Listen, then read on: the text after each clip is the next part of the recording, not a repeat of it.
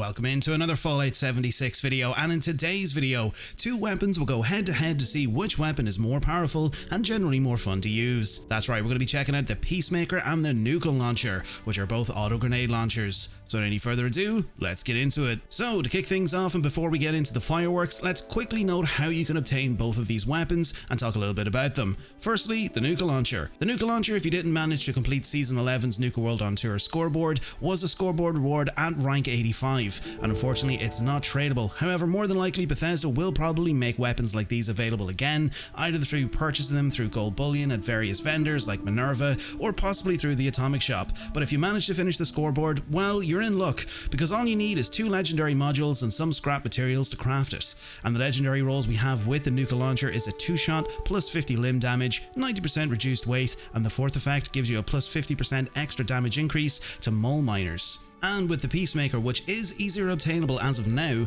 as the only way you can obtain this is either from opening up mutated packages from completing mutated public events, or either by trading for one with a friend. And to learn a little bit more about mutated public events, you can check out my video on the top right hand corner of the screen. And the legendary rolls we have with the Peacemaker is a Juggernaut's 25% faster fire rate and 90% reduced weight. Now before we head out into the wasteland and test both of these weapons, let's quickly take a look at the build that we're going to be running.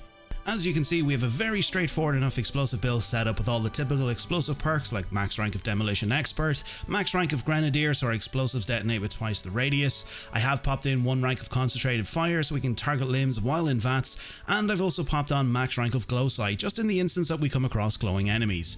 We also have Ordnance Express in there mainly just to reduce the weight of any explosives that we have, and obviously with any explosive builds like this, we absolutely have no need for any of the Heavy Gunner perk cards as they won't affect explosive weapons like this.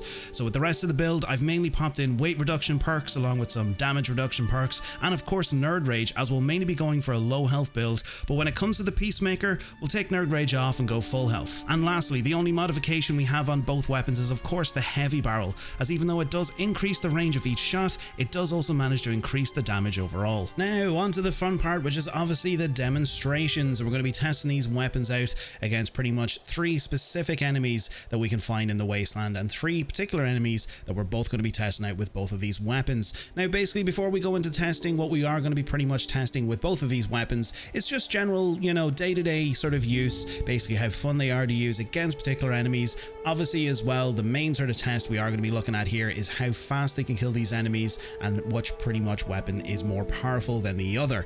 Now as you can see here with the build, pretty much obviously the Nuka Launcher, we are doing 840 damage at the moment. Obviously with adrenaline and all the kind of damage stacking perk cards and all that kind of stuff, that damage is obviously going to increase. At the moment, because I am low health sort of in Nerd Rage, pretty much we're getting 383 with the Peacemaker, but we'll get into that before, you know, when we start testing that out. But mainly as well, the only thing we actually are going to be running here with this is Blight Soup. That's the only buff that we're mainly going to be using, just so we can actually get a little bit more of an increase to our critical shot damage. That's the only buff that we're going to be using, just in the instance if we manage to actually get a critical. If we are using VATS, we'll try and use VATS as much as we can anyway. But anyway, what we'll do is we'll move on to our first test subject, which is of course going to be the Super Mutant Behemoth. After that, we're going to move on to a Mylar Queen, and then lastly some Scorch Beast, because we do want to pretty much test these weapons out against some of the tankiest enemies that are readily available throughout the wasteland, and of course we'll come against Mylar Kings and all that kind of good stuff as well.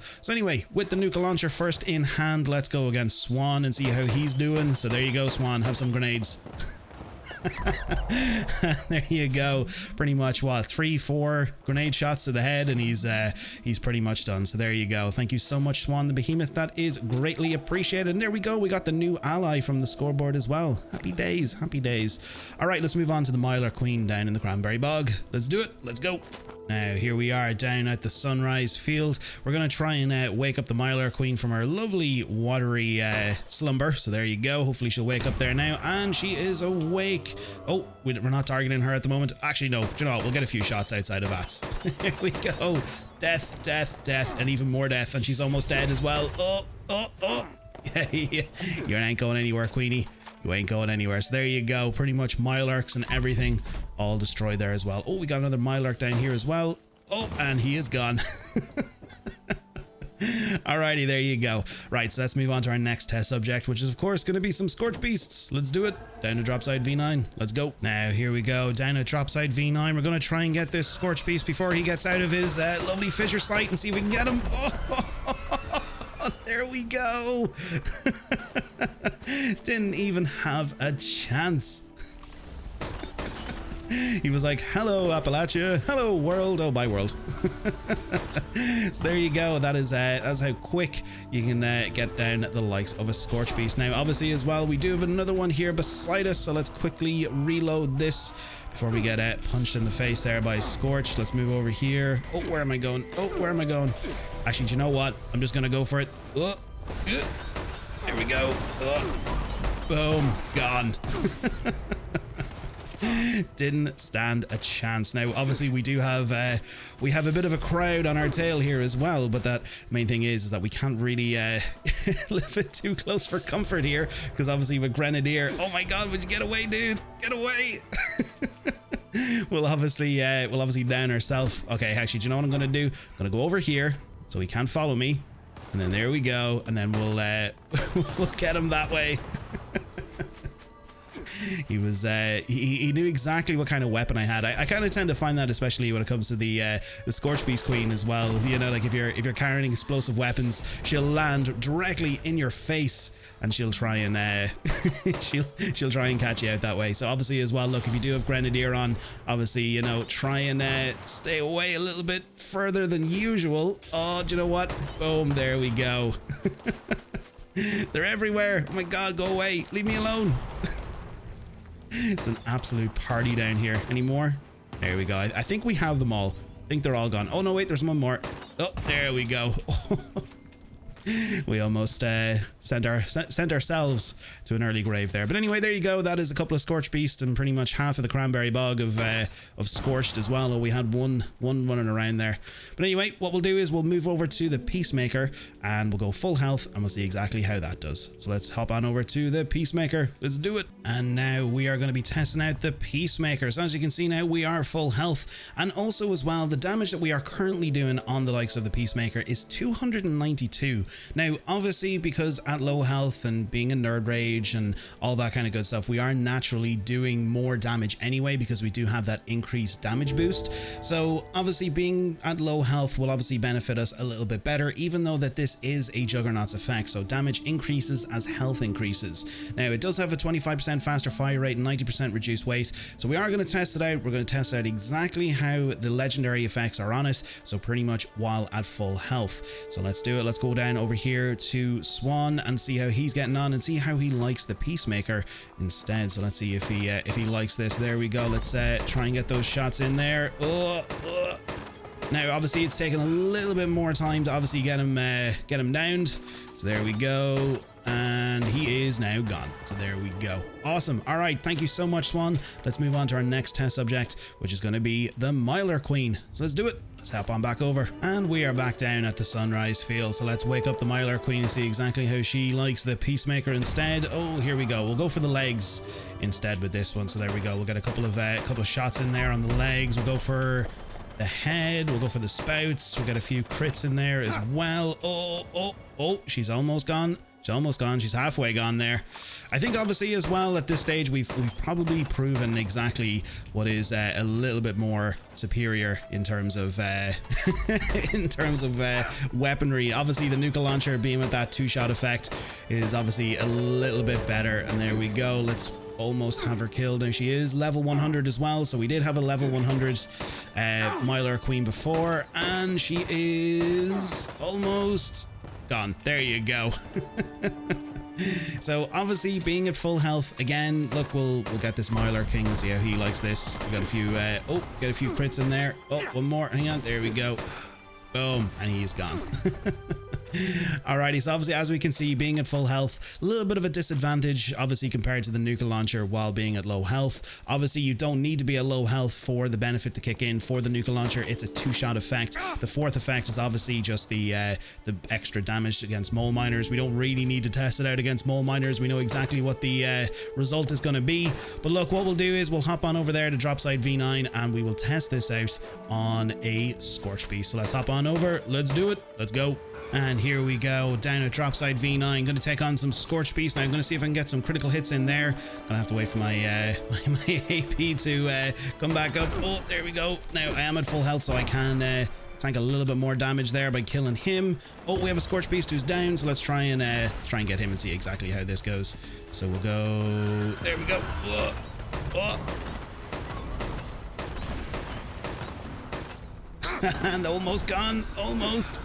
Hang on, wait for it, wait for it. Oh, and our gun is almost broken. We got some crits. Oh, we got some crits. There we go. That is awesome. Now let's quickly get rid of these. Oh, and there we go. Of course, our gun gets broken. Obviously, the damage condition on these weapons obviously isn't really the best. They obviously do go down pretty quickly when you're obviously taking on multiple enemies at once. But again, look, I think we have pretty much proven that yes, I think the Nuka Launcher still pretty much does reign supreme, especially with that two shot effect on the weapon. Now what I will do is, because obviously we are at full health, and obviously with being at low health and obviously having Nerd Rage procced and all that kind of good stuff, obviously the Peacemaker will do more damage than intended, even if it is meant to be at full health. But the main sort of effects that we will be, you know, benefiting from is obviously the 25% faster fire rate and the 90% reduced weight. Can we get him before we finish up here? Can we get a little crit on him? Almost. Can we get him? Can we get him? Almost. He's almost gone. Can we get him out of the sky? Out of VATS? Oh, come on. You know you want it. You know you want it. Yeah, there we go. Alrighty, so what we'll do is we'll proc ourselves back into Nerd Rage, pretty much at low health, and what we'll do is we'll take on a Mylar Queen, and we'll test this out on another Mylar Queen. So let's do it. Let's hop on over. Let's go. And lastly, we are back down at Quarry 3 to take on the Mylar Queen. Again, we are using the Peacemaker, but again, this time we are procced in the Nerd Rage. Again, you know, with the likes of Nerd Rage, we are obviously doing more damage. And obviously compared to when we were at full health, we were getting in and around about 298, I think it was, or roughly about 300 with the Peacemaker. But obviously because with Nerd Rage procced and below 20% health, we are getting that damage increase. So that brings that up now to 385. Now obviously the only thing that's not really going to come into effect is that damage increases as health increases effect. That pretty much now is null and void, because obviously we are at low health. So the only effects that we're going to be pretty much benefiting from is the 90% reduced weight and 25% faster fire rate, and obviously all of the damage increasing per cards like Demolition Expert and all that kind of good stuff as well. But anyway, let's do it. Let's try it out and see how it does. We'll take on this Mylark here, see how he likes that. He doesn't like that too much, and we'll wake up the Mylar Queen as well. So there we go, she is ready to rock and roll. So let's get a few shots in there on the head. Let's try and get a few crits in there, see how she likes that. She doesn't really like it that much. She's definitely not liking the Peacemaker, that's for sure.